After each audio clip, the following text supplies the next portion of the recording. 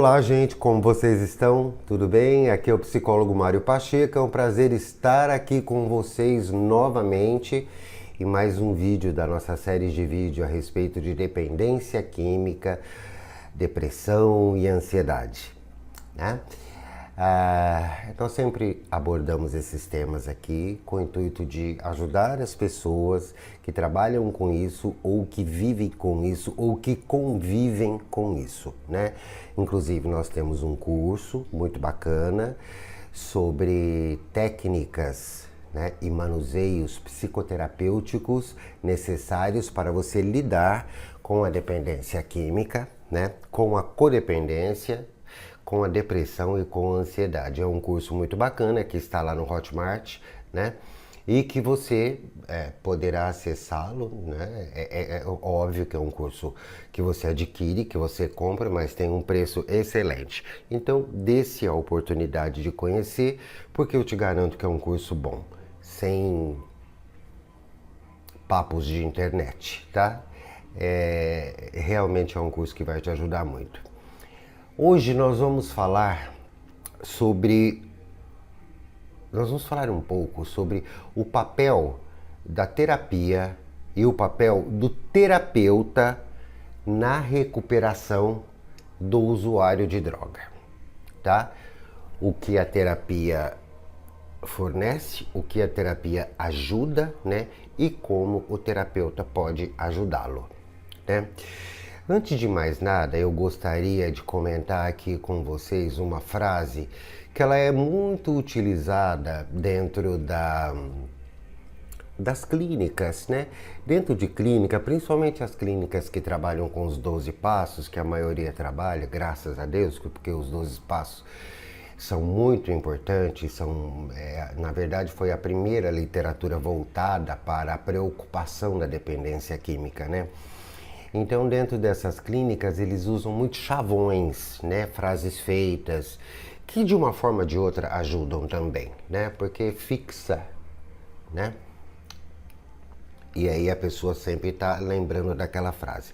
Então diz assim: o remédio para o usuário de drogas, ele entra pelo ouvido, ele não entra pela boca, tá? O remédio para o usuário de drogas entra pelo ouvido. E aí ele fala e a doença sai pela boca.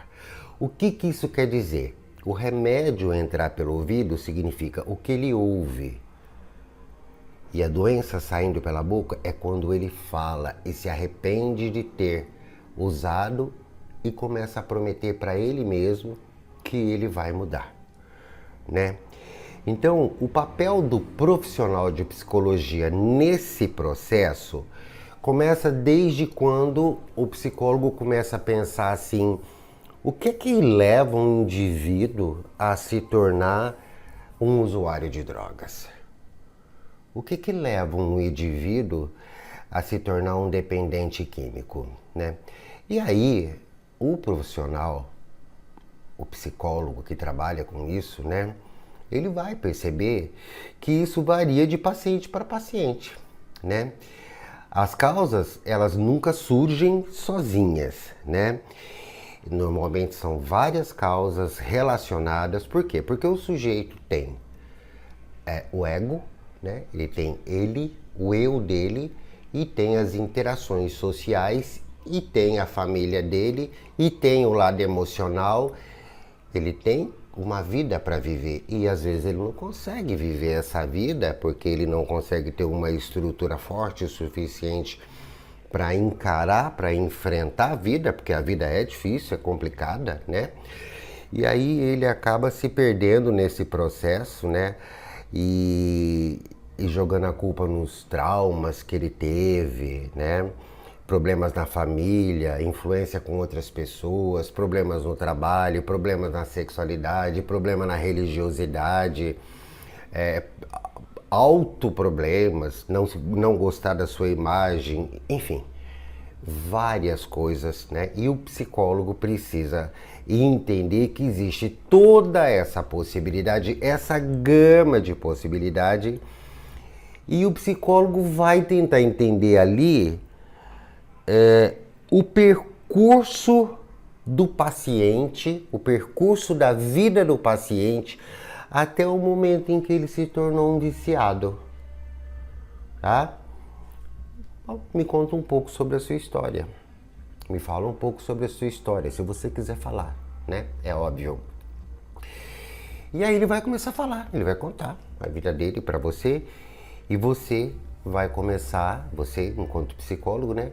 Vai começar a perceber aonde foi que ele não teve coragem de encarar a vida de uma forma normal, né?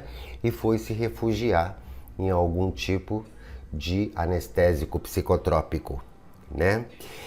E aí você vai tentar fazê-lo entender e aceitar pelo que ele passou, pela dificuldade que ele teve de resolver de uma outra forma, que não precisaria necessariamente ter utilizado drogas, que ele poderia ser feito de uma forma diferente.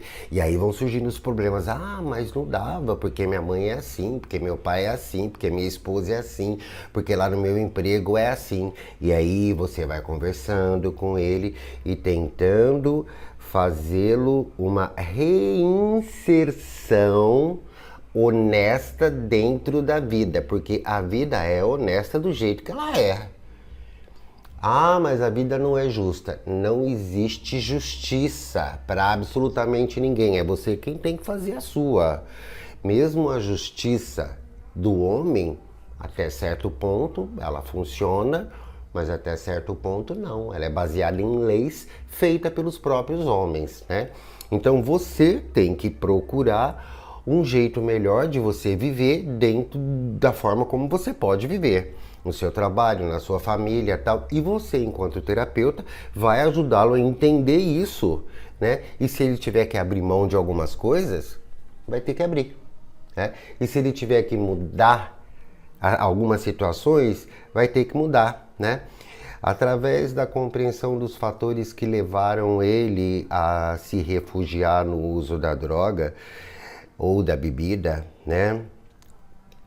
Você vai reconhecendo cada sintoma que vai apresentando e cada sintoma que representa a chegada dele ao uso do psicotrópico, né? A terapia ela vai proporcionar um espaço seguro para esse indivíduo poder explorar as emoções dele, para poder explorar os pensamentos dele, para poder explorar os comportamentos dele, né? Para poder ajudá-lo a identificar os gatilhos que leva ele a usar. Como exemplo, eu poderia tirar... tem muita gente que está ali na dependência química, né? Fala muito sobre as amizades. Ah, porque eu tinha um grupinho de amigo que era assim, porque eu tinha outro grupinho de amigo que era de outro jeito, porque naquele lugar que eu ia tinha isso, porque naquele lugar que eu ia tinha aquilo, tal.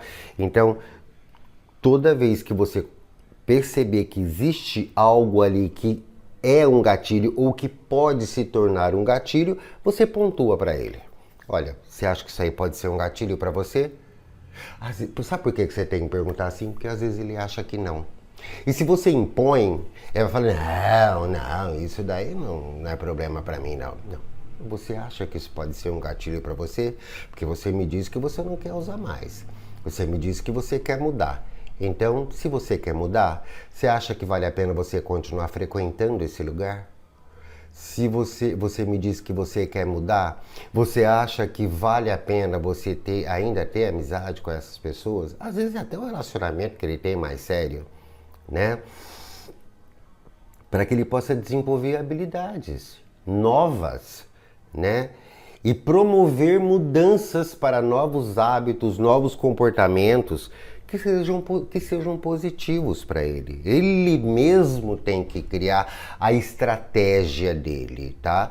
Você vai ajudar, né? Você vai, de alguma forma, tentar fazer ele entender que ele tem que ter uma mente um pouco mais aberta para entender e aceitar as mudanças que ele tem que ter, né?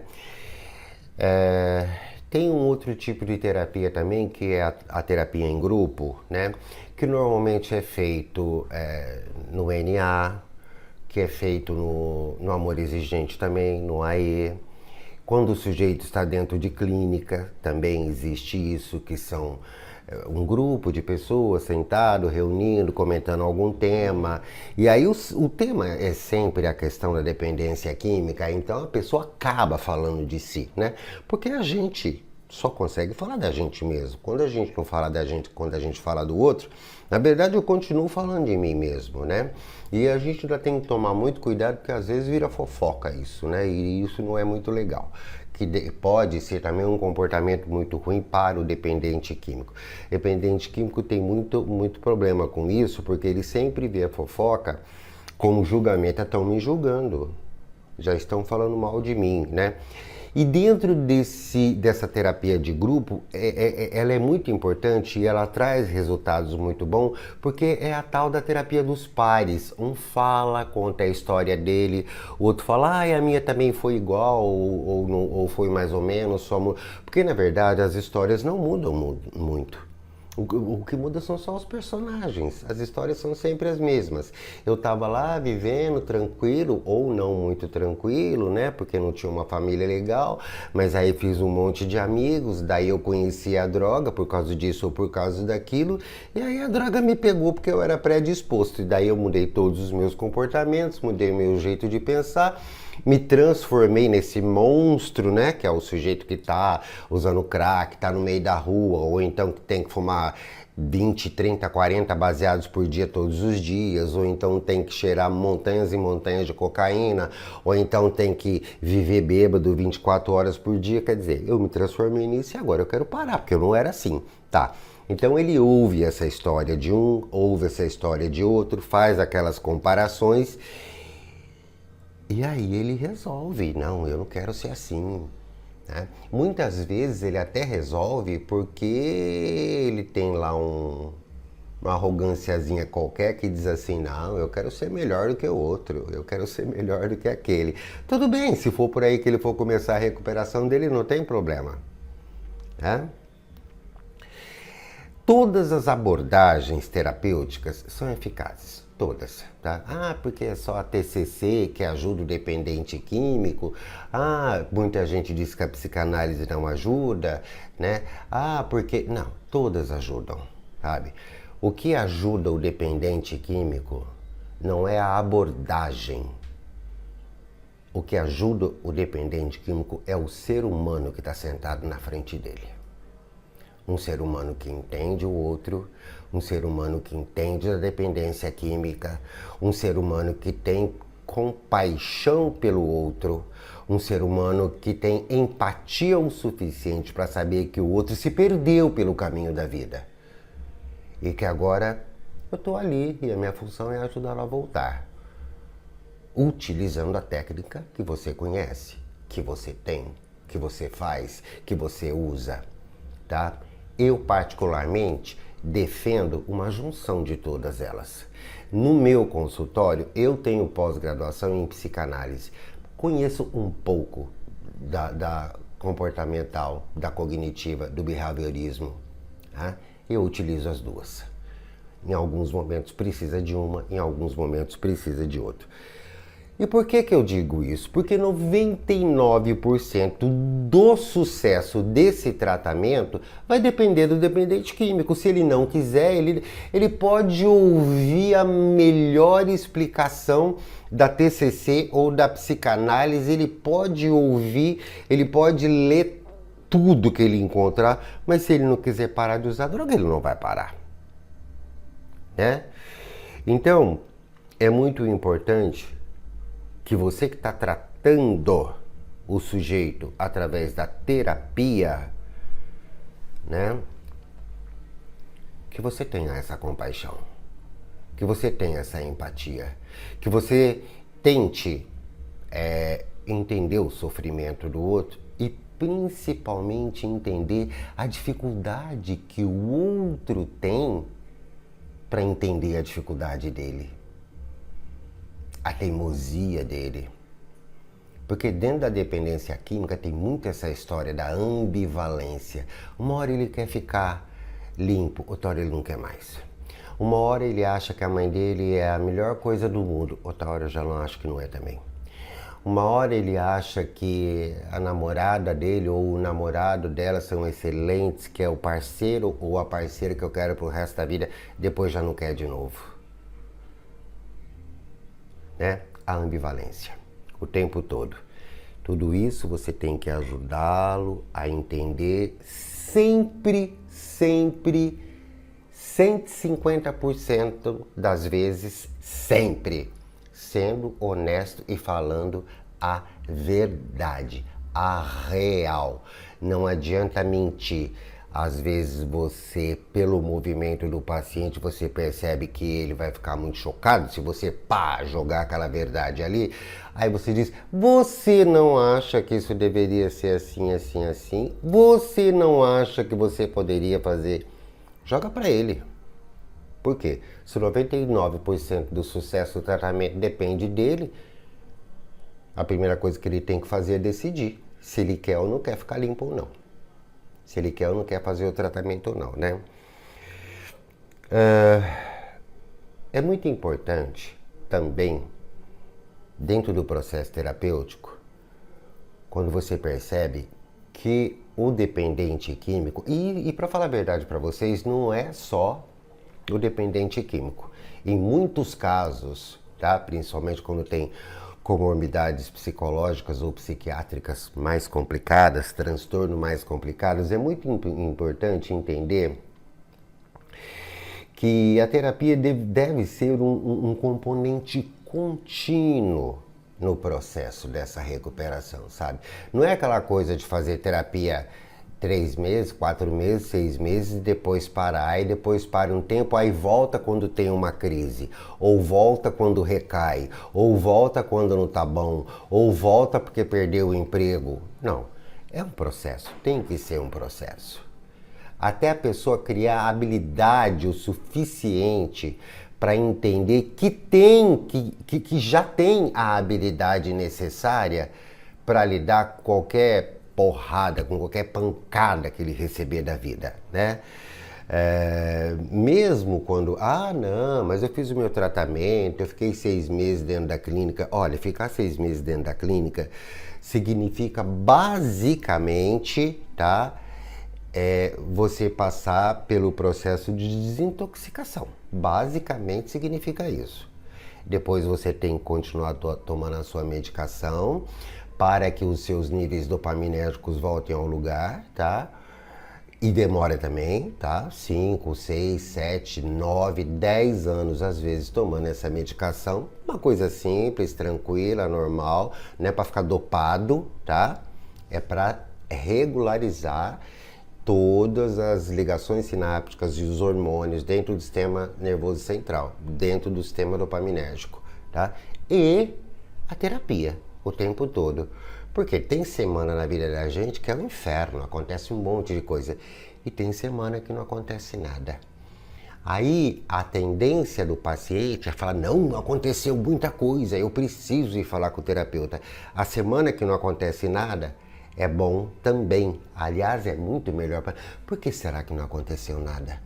Será que você está menos ansioso? Será que você está sabendo lidar melhor com as coisas?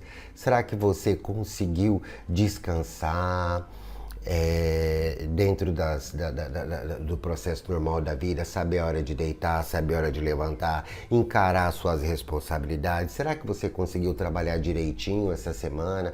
Quantas vezes você pensou em droga? Quantas vezes você teve pensamentos ruins essa semana que você considerou uma semana boa?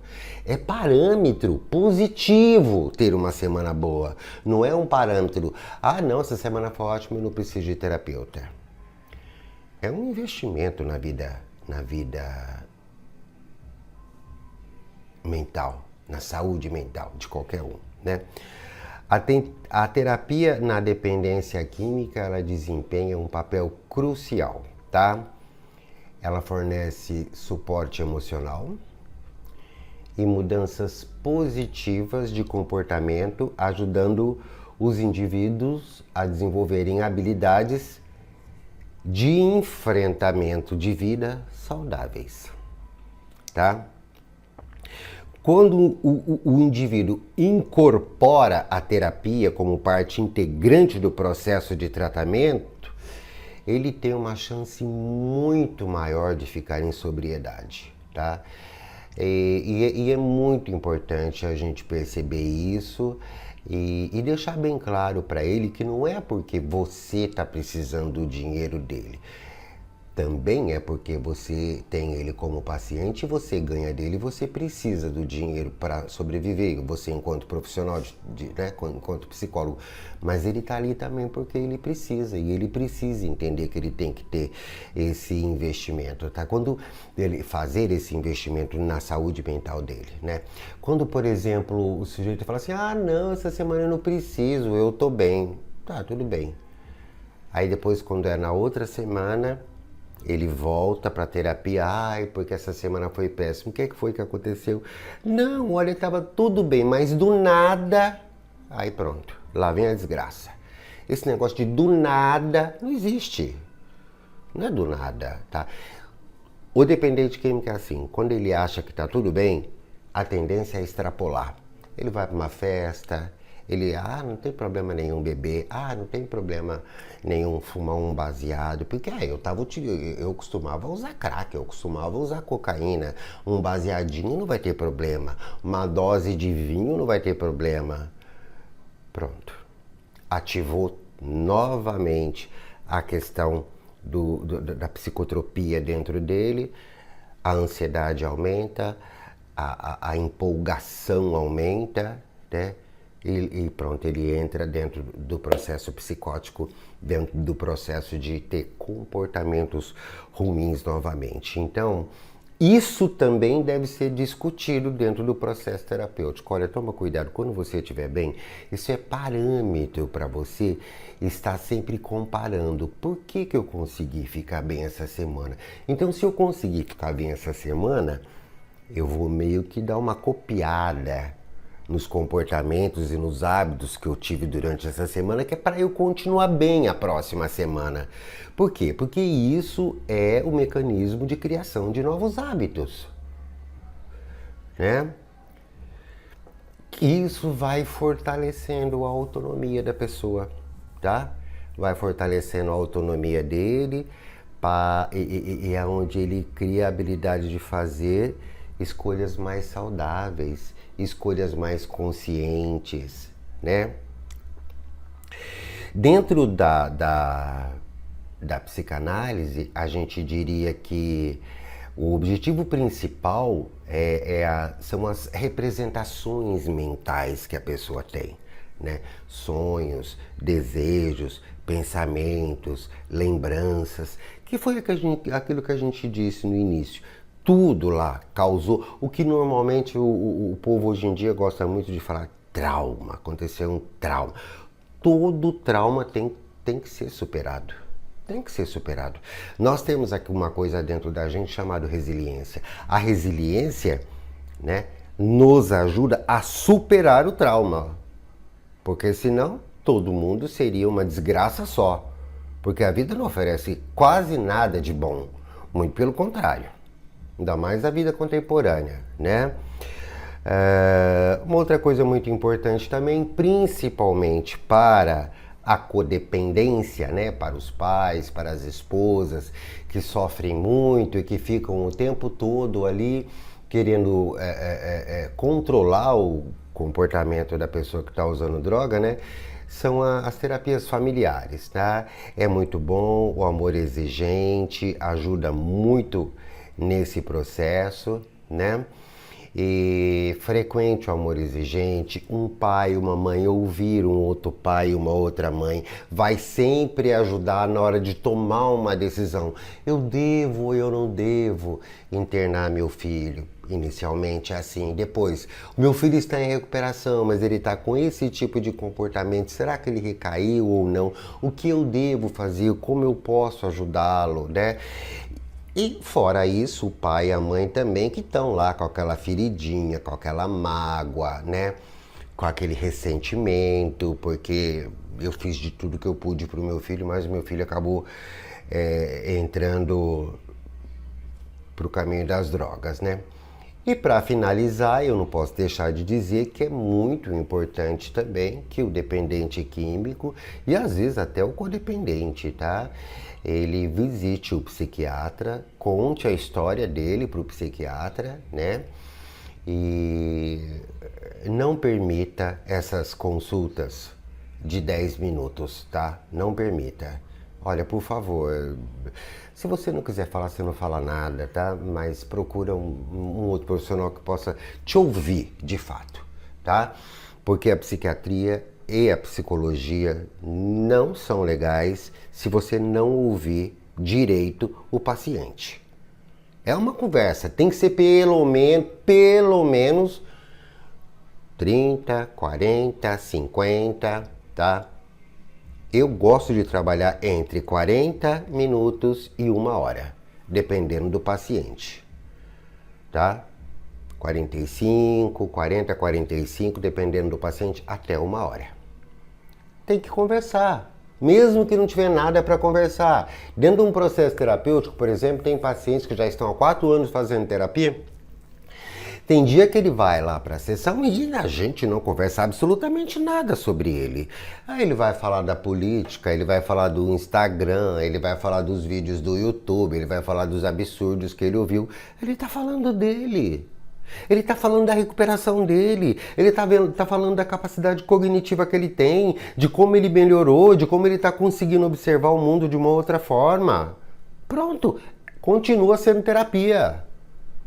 Não é besteira isso. Você aqui, enquanto profissional, tá ali avaliando a melhora dele ou não. Aí no final você pode costurar. Pô, legal que você tá pensando assim, hein?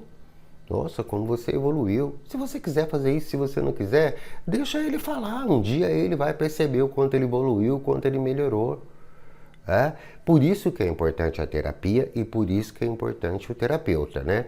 Agora não pode esquecer da medicação. Então se você for um psiquiatra e ele te atender de qualquer jeito, tá? Desculpem, eu não tô querendo falar mal de ninguém, não tô citando o nome de ninguém, tá? Mas assim, a psiquiatria hoje em dia a gente percebe muito isso. Não, vai em outro, vai em outro. Aí ele vai ouvir e vai saber qual é a medicação que ele vai poder te passar para te ajudar nesse processo, porque precisa, porque tem que regularizar os níveis dopaminérgicos, porque às vezes tem uma comorbidade um pouco mais complicada e precisa utilizar um remédio um pouco mais complicado, às vezes tem sintomas de esquizofrenia, às vezes tem a psicose, tem a paranoia, tem as manias, tem enfim, sempre tem alguma coisa. Às vezes tem uma ansiedade exagerada, uma ansiedade que já chegou no pânico, ou às vezes tem aí um borderline, uma coisa meio explosiva, ou às vezes tem aquela ambivalência, uma hora tá de um jeito, uma hora tá do outro, né? Que é uma bipolaridade. E tem remédio específico para isso. Assim como tem remédio específico para o alcoolista, para o usuário de cocaína, para o usuário de maconha, tem remédio específico para tudo isso. E o terapeuta e o psiquiatra vai saber passar essa medicação da melhor forma possível para você. Por isso que ele tem que te ouvir, né? Então, resumidamente, né, o que eu gostaria de trazer para vocês, espero ter conseguido entregar a ideia de como eu imagino, né, que seja o papel da terapia e do terapeuta. Você vai falar, parece pouco? Eu não acho, eu acho que é muita coisa. Cada dia que um paciente senta na tua frente, você percebe um mundo novo se abrindo. E se o mundo estiver se abrindo, ele está melhorando. Agora, se ele estiver ali naquela mesma coisa o tempo todo, é porque ainda ele nem começou. Tá bom? Espero que você tenha gostado. Me siga nas redes sociais, dê o seu like, deixe os seus comentários. Fiquem com Deus e até a próxima. Muito obrigado.